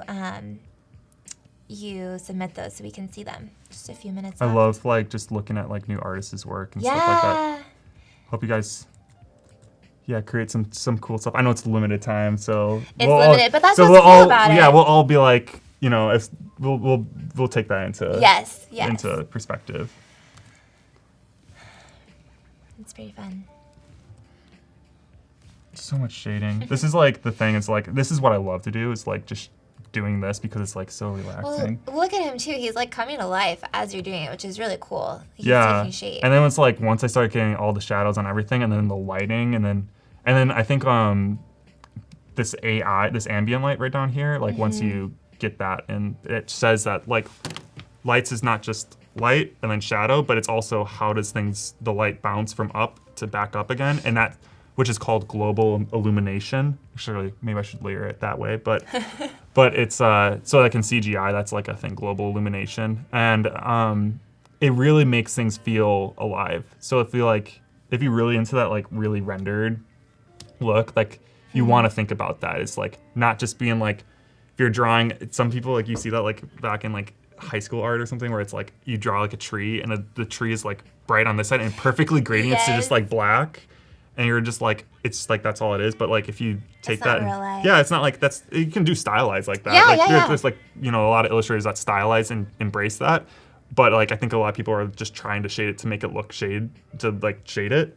And then they forget that like, you have like light that comes on the other side. So it like brings things to life. It gives form. It says that like they're in an environment. They're existing in a scene. Yeah, in their own little world. Little world. Oh my goodness. Just Jarv says, hello from the Philippines. It's 1 a.m. Wow. Oh, nice. Dedication. Oh, I would be sleeping. So man. Good for you. 1 a.m. in the Philippines. I know the feeling. I was watching these on YouTube at like 1 a.m. like last week too. It's just like doing that. I'm a night owl. I sometimes go to bed at like 3, 4 a.m. and then wake up at like 8 a.m. for work. Oh, that's rough. You shouldn't ever do that, but like, I don't know. I've never had a serious problem with having like 3 or 4 hours of sleep. I'm kind of lucky in that way, but yeah, that is lucky. Yeah, I think definitely recognizing that if you're like working in the real world, like, if you're freelancing at home or something like that, you want to know how you can make it as healthy as possible for yourself. That's true. You don't want it to be like rolling out of bed right to your computer and being like, because if you start working in bed, you're going to be like, I can look at YouTube videos because I'm in my pajamas in bed. And but you're like, no, it's 9 a.m. You're getting hired for a day rate right now. You got to get to work. So like going to a cafe to work, or if you have like a living room space with even your dining table or something like that, just working from there, like your mindset will change. Yeah, your mindset will change. And I think one of the best things that I've done that recently was like, I'm eating like way healthier. Like, I think like if you ever do this, like you work like salary job and you go out for lunch and then you're like, oh, I'm gonna go to this like food cart and like get like all this food, like tacos and all this other stuff. And then all of a sudden you're like crashing. Yeah. So like, eating healthy will keep you just like when you crash, you're just like, I just want to watch YouTube and just like extend my lunch break and just like sit there and just like eat your junk food, and you're gonna feel like crap and you want to like. So I think like definitely just it's a good time. Having a good diet, exercising, like it kind of makes you feel more awake. And I just like switching like from a different grain of bread or something like that. Like how like instead of cutting out sugars, you all of a sudden like you're not crashing and wanting to just lay in bed. You just like, you feel like you're energized throughout the day. And I think that's like, it's a good diet, like definitely just even helps your work, which is kind of crazy. I don't know. It's all connected though. Like it's like everything's connected. You need your brain to be sharp and functioning and creative, and like all of those kinds of things affect your brain. Oh yeah, totally. Sleep, good way to put it. Yeah, you need everything to. So connected. So then maybe I'll do some like cast shadows right now. So like we have this character, we have light coming down from here, kind of make it dark. Sorry, go ahead. Oh, no, that's it. So I'm doing a different layer for cast shadows, and that's just in case, like, if I want to rework in this other type of, like, undershadow versus, like, cast shadow, I'm not going to affect that layer. So I can easily just be like, oh, the cast shadow is exceeding into here, but I want to erase it. I can just easily go back and just, like, go right into the cast shadow itself and repaint it or something like that. It's not going to be super difficult. So, I don't know. Good way to work, in my opinion. Alex is asking what brush you're using. Okay. If you guys came in later, I missed it, but it's I'm literally just under this right here, just your most default basic Photoshop brush. See these soft ones right here, but instead of just keeping it normal right here, I switched to dissolve. So what's happening is that if I scroll in here, you can see everything. Instead of going from like 0% opacity to 100% opacity, it's going to like this 1-bit 0 opacity to 100% opacity per pixel. And within the fluctuation of the pixels, it's gonna make that like faded look. Yeah, that kind of grainy look. Yeah, that grainy look. It's kind of like, a lot of people ask me that, and I'm like, it's just the dissolve brush. Yeah. It's You so can like do so much with such simple tools. I know if Photoshop got rid of that, I would be like, oh no. What would you do? I mean, like, there's always work. There's In all ways, honesty, but- like, I feel like you can't rely on this, and I feel like, I mean, I still have my process, and I still understand about lighting. I can always Yes. I feel like I can still can fluctuate adjust. and adjust to like new things. Yeah. But like, yeah, if Photoshop got rid of that, I would be like, oh no, like this would suck. So yeah, those little cash outs kind of help bring that guy right back to life. And I'm gonna say like, Good. instead of saying select all layers, this helped me before. Say for your eyedrop tool, say current layer. So like you're not getting this dark purple, but instead it's Right. gonna be like the light purple. Because if you go off, now it's not selecting all the colors on the canvas, which will accept what's red and purple because that's on my multiply layer. Got it. Yeah, so yeah, we'll just keep, I think he's looking pretty all right for right now. Maybe, oh yeah, and just like a little bit further for this. Boop, boop. If you are just joining us, Alex is working on some illustrations, colorizing, is that a word? Colorizing and shading and Yeah, making them take sure. shape. They started off as just black and white flat illustrations in Illustrator, and then now in Photoshop adding some dimension to them. Yeah, I think that's a good way to, Yeah? colorize. Colorize. I don't know, yeah, it doesn't matter if don't the know. term is right or wrong. It's like, use it enough, Adding like, color. yeah, adding color, use it enough, it'll be added to the dictionary if it's not a word. Oh, colorize is a word though. It's Yeah. yeah. It's just Is using it the it right correctly. is it the right word to use? I don't know. Who cares? Who cares? Adding color, making them into actual little characters. Yeah. Let's go to a different character right now. So we did that elf in the front. Let's do the person now. Boop. So as you can see, like I said, keep the record on the below. That's like with all my shapes separated, so I can easily select. And then I go into my shadows, and then I'm just gonna select my shadow layer. Cool. And now I change it. So let's just start now, like just shading this face, you know? Yeah.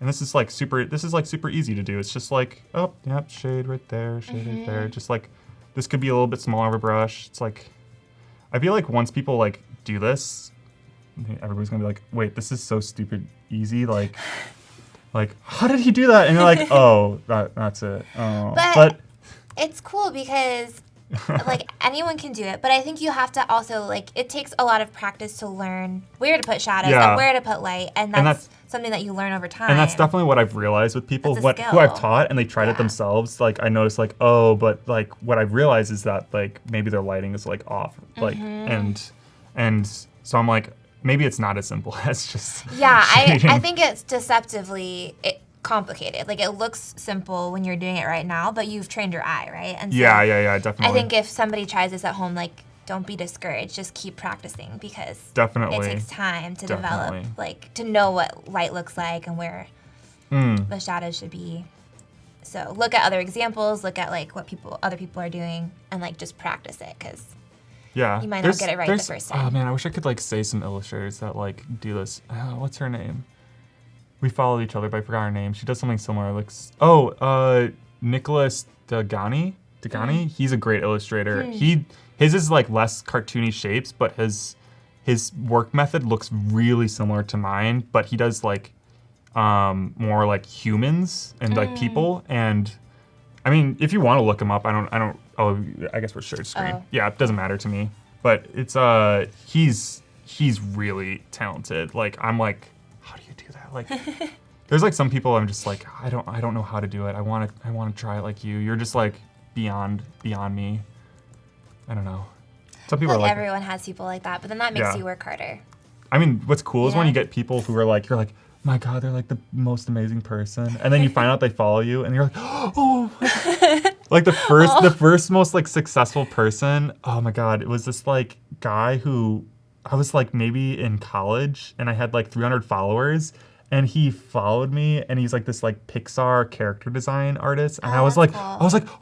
oh my God, he's like so, and he's like super. I saw his like, you had Bobby Chu on these live streams, but he like talked with Bobby Chu. I saw him do like a talk before, and it's like he's just like I don't know, his style is like so cool. I think I want to like find his name. It's like Willie something. I'm never good with names though, but post it on your story later, Yeah. and then people should follow you so they Yeah. can see you. Like I like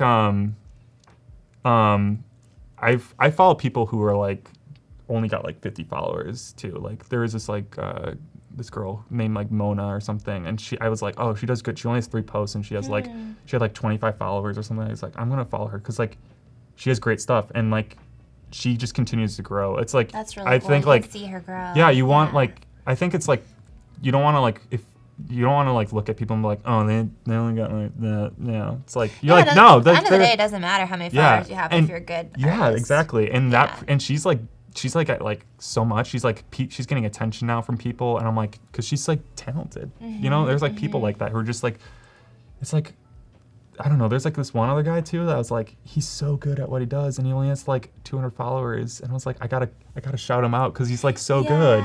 Like That's people really follow cool. him. Like yeah. I don't know. Yeah, I don't know. Sometimes these algorithms, I don't really, I just like don't understand it sometimes because like Nobody you get like does. you get like some really crazy talented people, and they just like are not getting the attention they deserve. Yeah.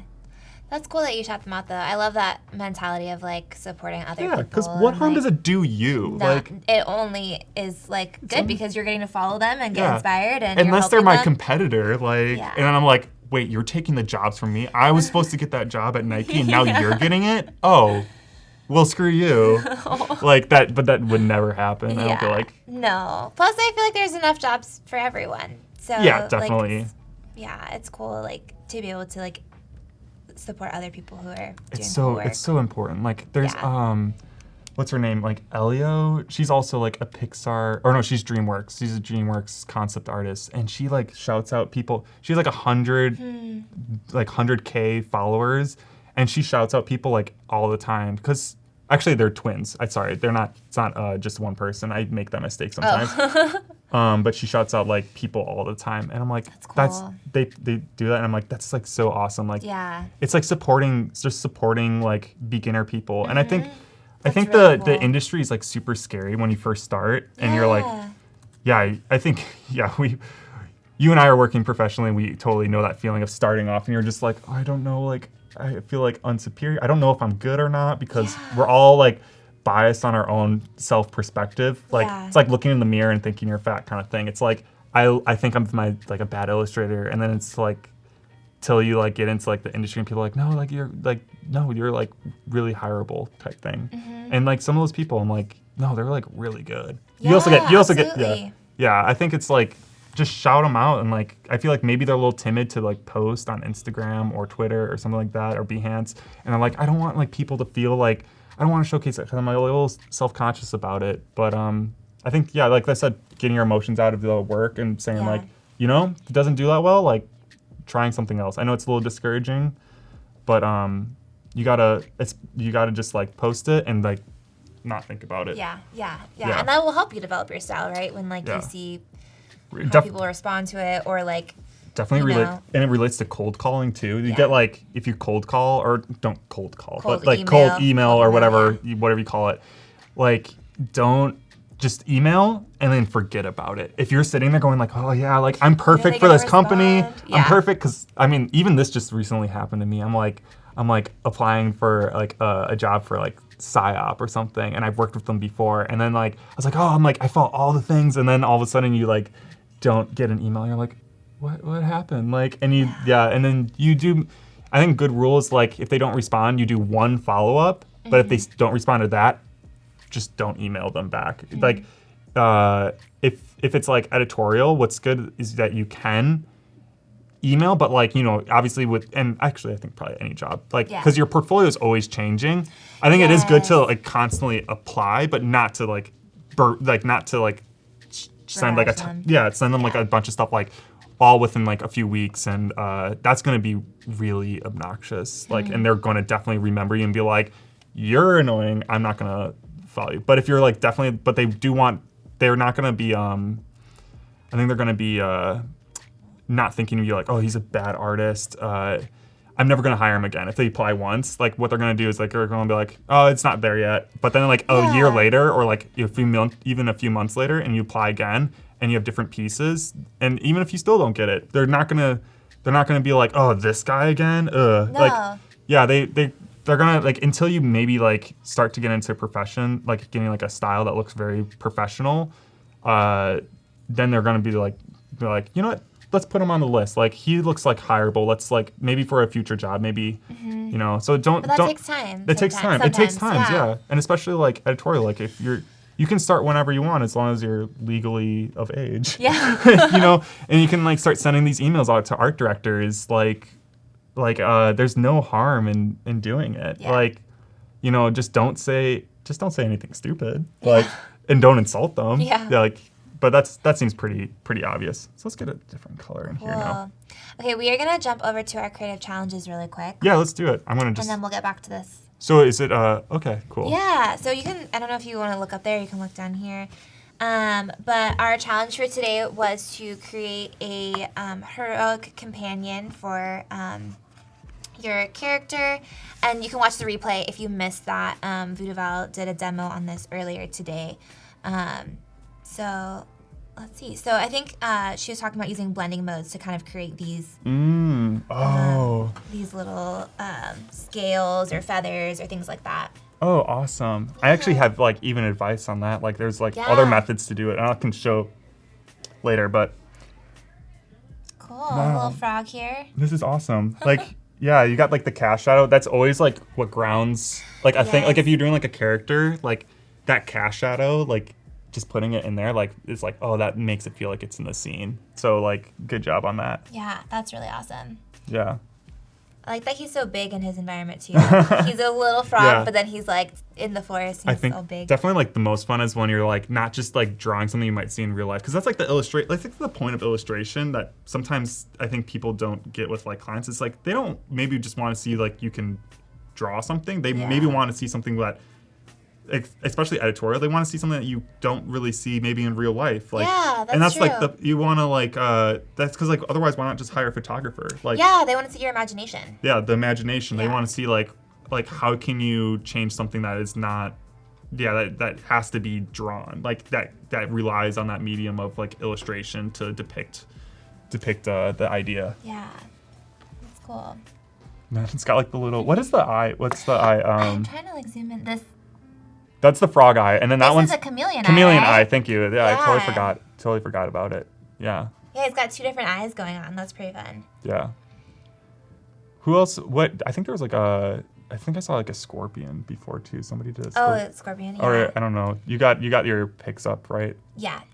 I think good job. I think the cast shadow, you're getting your lighting. You know, get it. I think I don't know where the lighting is in the actual scene, like where it's coming from. It's kind of hard to recognize because I think it's like, is it like a little overcast? Is this CGI? Oh, I think the environment is that actually CGI created in CGI? It might be. Yeah, it's just like kind of hard to tell. Yeah. I can't really tell right now. Yeah. Okay, cool, yeah. Good job. Let's see. Oh, here's Wow, what the heck? this one. Oh, I was like, is that actually part of the like lion or something? It was like, oh, I get it now though. That's crazy. Super cool. So it looks like it's like what's it called? Not Ferris wheel. What's the thing that you get on and you're like a merry-go-round. No, wait. Is that Is that what it is? Is that what it's called? Where it goes up and down, the animals go Yeah, up and down? sure. Yeah, Well, isn't it? Yeah, I think it's probably called that. I don't remember. Yeah, probably. I don't know. I've never gone. You've never gone on one? Okay, I got on one once, I think. And surprisingly more fun than I thought. I was like, whoa, this is actually way better. But I see what you're saying because like the little saddle kind of makes it look like that. I feel right? like, is it actually part of a merry-go-round? Like, it looks like it could be part of a merry-go-round. I'm not really sure. Yeah, it could be. And it's like, that's an ear. I thought it was an eye at first. So I think they took they did the outline and then they added like this fur and stuff in, right? And then like shaded it. Is that how they did it? What's kind of cool is like when you don't know how, that's what makes like cool art is when you don't know how it's made. And you're like, how did they do that? Like I think definitely playing around with that stuff. I think maybe cleaning up the artifacts, which is like the JPEG look, where like you get the pixels, but but super cool. Like I was like, it kind of looks like you got like the lighting here, like Oh, it looks sorry. like better than this. people are saying things about it. Carousel. We're not, carousel. That's it. That's why I was is like, it not a merry-go-round also? what is a merry-go-round again? I think that's a carousel, isn't it? So people are going to dislike this video on YouTube because they're going to be like, these people don't know. These people are so stupid. Fair ride. Why are they teaching us things? They don't even know what these things are called. And we're like, hey, we're thinking of so many things right now. Our brains are being stretched. Somebody tell me if a merry-go-round is also a carousel. It's not important at all, but now I'm curious. No, we're gonna spend the rest of the time discussing the rest of this. Yeah. We have like 20 minutes illustration. left. I'll finish the illustration on my own time. Like we can do whatever. this. Cool. I love this though. Yeah. Good job. Awesome. I think Cool. it's fun. Yeah. Cool job. Cool. Always, and you can always I think that's good advice is how can you always take things further too? Like add that's a good background in here. Maybe. Always be a little self-critical of your work and be like, how can I go a little further with this? How can maybe add a background like you said, you know? Yeah. Yeah. Here's another one. Wow, that's crazy. That's like some album cover art right there. It's like Ooh, crazy. Yeah, a cool poster. Yeah. Some See, I can't remember the band. Tim has my back. Tim says a merry-go-round equals a carousel. Cool. Thank you, Tim. So we are stupid, but we're correct. Perfect. Cool. That's my goal in life. Is to be stupid but correct? Okay, be correct. Okay. Yeah, to be stupid but correct. Yeah. To let people's expectations low so that you could take advantage of them. They'll be like, but I am right. But I am right. All right. Sorry, back to this scorpion. This is cool. I like the scales. I like the idea of putting scales into a scorpion. I think that's kind of fun.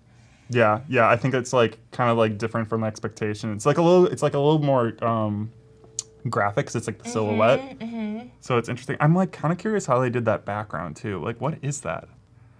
That's what makes it. That's also what I'm talking about. Kind of cool. Is you don't know what it is. So I look into it and I want to read it further. You know, it's what is it? What is it? Mountains? Or crystals almost. Maybe. Yeah, maybe it's crystals. These kind of shapes look like maybe crystals to me. That's yeah. cool, It's a little abstract, and it's what's cool about it.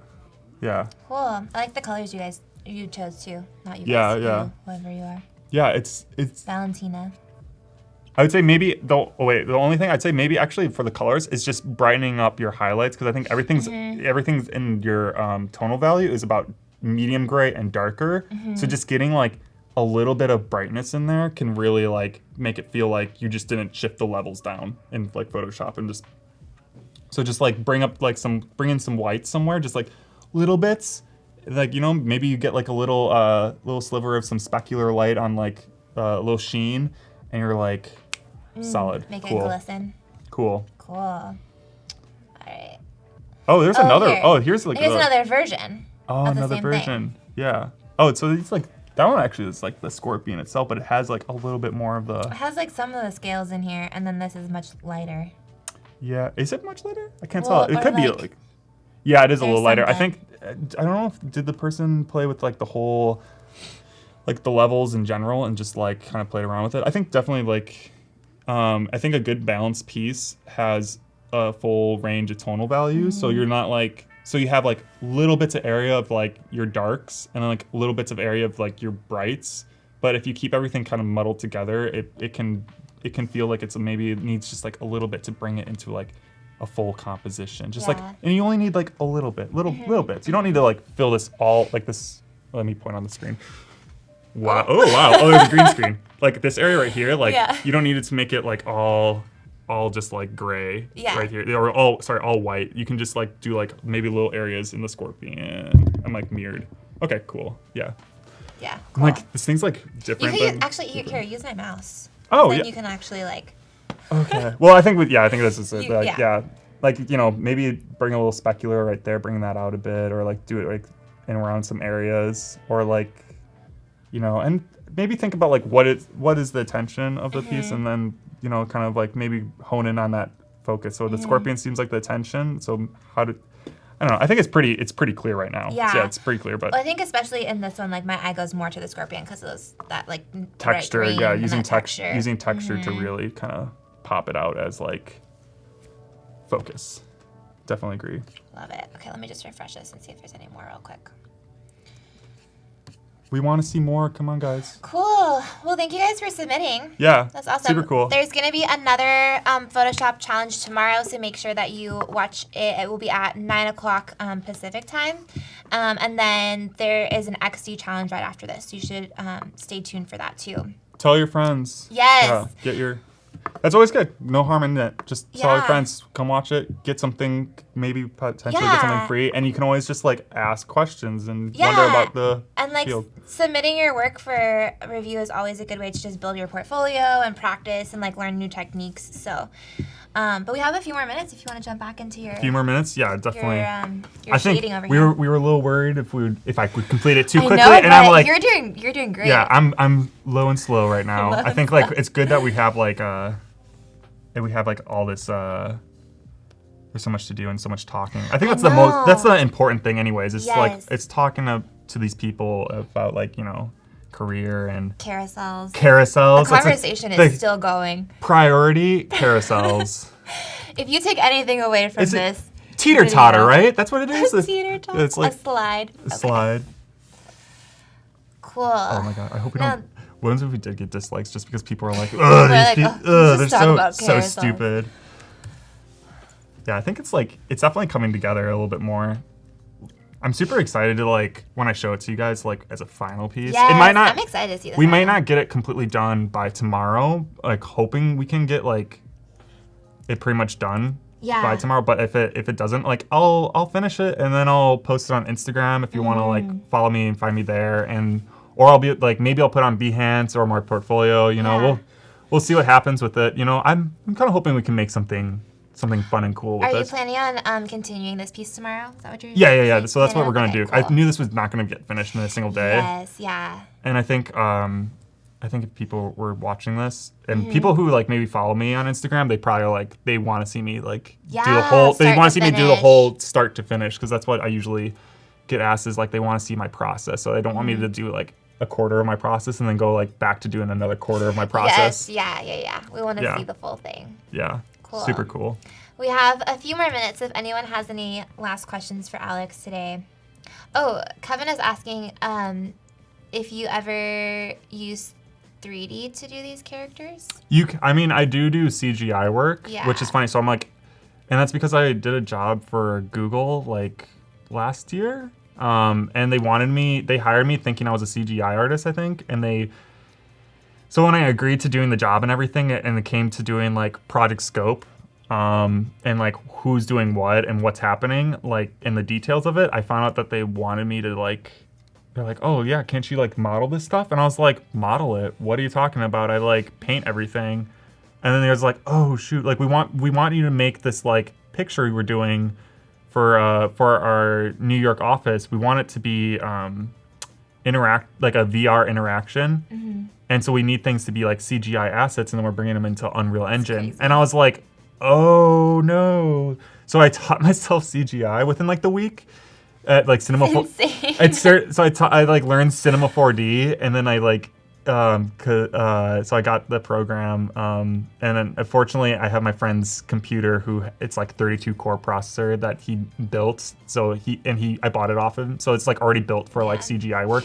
But in all honesty, could talk about this. Like, you should just like, like especially as Adobe, if you already have the Creative Suite, just try other programs. Cause like, there's so many programs. yeah, there's so many, and what's great is like, if you stick within a single program, sometimes it's recognized and you're like, oh, like it's just done in this program. But like if you switch around with like doing like I can do it in here, bring it over into here, bring it over into here, you start to like really show like different experimentation, and people go like, how did he do that? Like that's so interesting, and like so that's a good point because people get stuck in a program sometimes. They do, like, I think- I only work in Photoshop or I only work Yeah. in Illustrator, and then like you're kind of closing yourself off to so many other things you could do. Yeah, definitely. And I think definitely like a lot of people kind of constrain themselves, especially in Illustrator, and they're like, Yeah. I will only do flat graphic because that's what Illustrator is. And they're like, you can do flat graphic, awesome. But if you want to, like, you can also like bring it into Photoshop or take and do Photoshop so assets much. that you created there, bring them into Illustrator, and Yeah. like how can you use it that's not really just like what's expected? How can you make the audience feel like how did you do that? I want to know how you did that. Yeah, that's really good advice.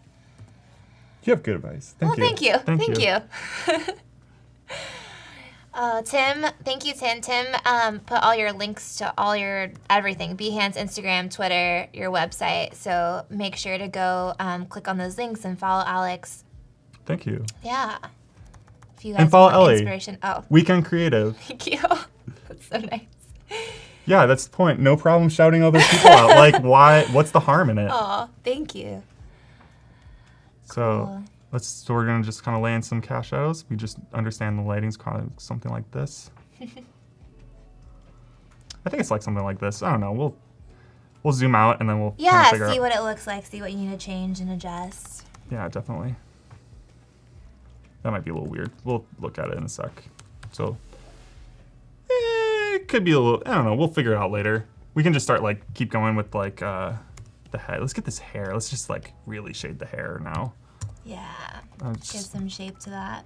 Yeah, definitely. That pink hair. That's pretty fun. Definitely. Let's just like adjust it a little bit to be a little bit more pink for shadows, so it like kind of fits to the color. You don't have to do it this way. We can do it like just make everything gray and then go into our a selective color or something like that and change color balance and like kind of make it so it picks. It just like it definitely helps to keep things looking ashy. If you use like if you're doing shadows, it's you don't want to typically just use black. I know people are like shadows, black. Shadows are black, yeah. Yeah, but like if you think of it like, oh, if you're drawing a thing in the sky, your shadows aren't going to be black. Maybe they're going to be, they might have like blue or something because you have a direct light of the sun, which is casting a shadow, but that shadow itself is being illuminated by the blue sky in general in the entire environment because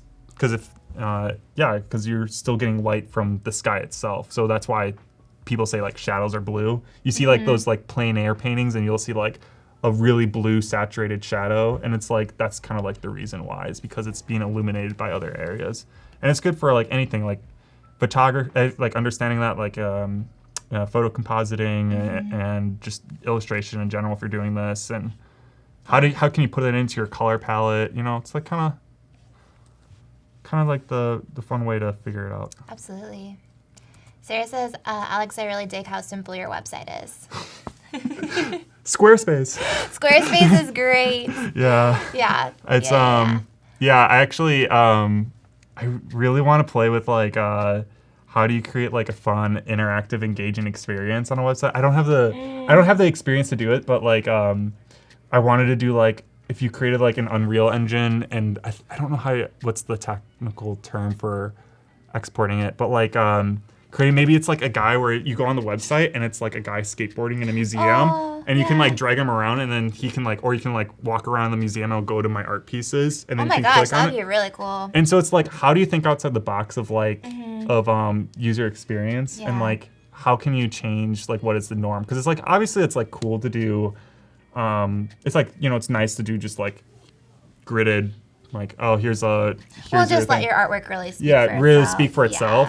But if you want it, but if you want to elevate it and make people be like, I remember that person, because that's always key, is like you want people to remember you. And it's like, wow, he just like did this because like nobody else done that. This person who got this guy like Jake Reeves, he went to my school. He got there was a portfolio review and Cartoon Network was there. Oh my gosh. And and he got an interview with him, but he didn't print business cards. So what he did was that he took a banana and he wrote down his contact information on a banana, and was like, "Hey man, I don't have a business card, but I have a banana."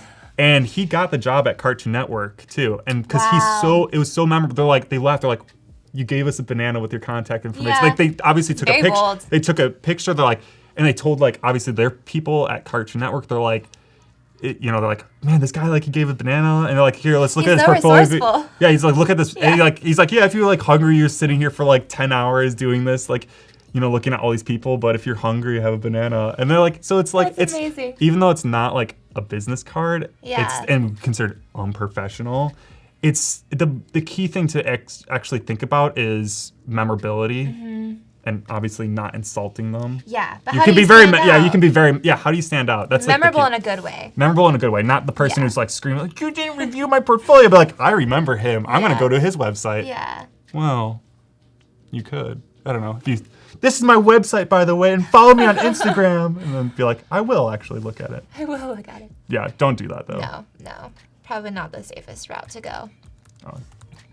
Sometimes you do this wrong layer. Cast shadows. Just do this real quickly. I think could be something like this. Boop. Someone's asking why this girl is so Save. surprised. I didn't really Or angry or angry. whatever emotion I you're kind getting. of just kind of grab pre-existing assets from a different, no and I'm just kind of storyline. like, there's no real story in this case. I'm kind of showing it, but I mean, oh man, she's just happy to have people around her. She's just Well, these she's little just elves look really nice and friendly, so she's yeah. probably The elf's like, just like, oh, my friends are hi here. there, hi there, how you doing? You having a good day today? Yeah. And just like whispering right in the ear, and she's Yeah. like, I like what you're saying. Yeah. You're complimenting Yeah, me. you're complimenting me, and I really appreciate it. Everyone likes a compliment. Yeah, definitely. a good compliment. It never harms to compliment somebody. It's only you're only rude if you're just criticizing people all the time. Yeah. It's definitely a nobody habit. likes It's that. like such a hard habit to like not do for to like always be negative. It's like I think it's really easy to feel like you want to be critical because we have that eye to be critical, to find things that are problematic. Yeah, and then which it's is like, a good thing. You need to have that eye, but then you but also need how to do you learn. filter yourself to not be Yes. saying it all the time and being like, That's a really good point. you're kind of fat. And you're like, Yeah. don't say that. Like, Yeah. it's like, it's always good to just like, Have I a think like positive make eye make as well. people's days, make a person's day good. Obviously be genuine. Like, don't be fake. That's definitely like. I use the bracket key, by the way. Like you see these like little brackets, and that makes the brush big and small. It's always like, if I want something a little bit sharper for like, and actually for this one I should have done it in the detail shadows, but you know what? That's the reason why we have that layer. But you know what? We're not gonna go back on it. I kind of like. Looks good. Yeah, it looks decent. It's all right. Could always clean things up a little bit later, but Yeah, but you're gonna refine it more tomorrow. So detail, like for example, if I have like all this mass soft shading, maybe I don't wanna affect it where I have to redraw it. So that's why I have another layer for like small details, like to get this like a little bit cleaned up right there. That looks a little weird. Anyways. But just adding in those like really small little touches. Yeah, just like little touches that maybe like if you had to erase because it looks a little weird, you're not erasing all this. The main shadow. The main shadow. So it's kind of like a little helpful thing to do. Yeah. And yeah, I think and I think people don't think of like things as like eyes are white, pupils are black, but think of things as like, how is it with the lighting? So like this looks really bright and saturated right now, but like let's just kind of bring it down. So I think for right now, we'll put this back on all layers so I can. There we go. Just get that color, and then we'll do back to this, and we want to darken that up a little bit. Steve says, I don't think those little creatures are as cute and friendly as they appear. They're telling her to get up to no good. Yeah, definitely. There's two sides to this story. That's what I love doing with my art. This is a cord. It's all good.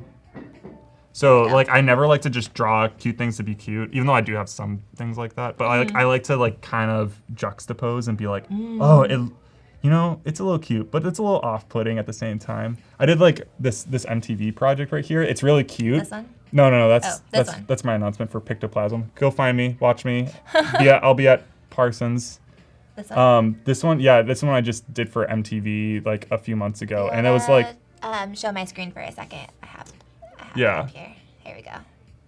And it was like, so it's really cute and bubbly, and I think some people interpret it as like cute and stuff like that. And then Especially the pink colors kind of feel cute. yeah, but then I have it like they're in a VR simulation. These two old people. That's so interesting. So they're playing out their old memories. And people are like either like, oh, that's like so lovely, that's so cute. And then I have like people who are like, oh, that's so dark, and like like they're so reliant on like VR to relive. Interesting. And I think like there's like little things like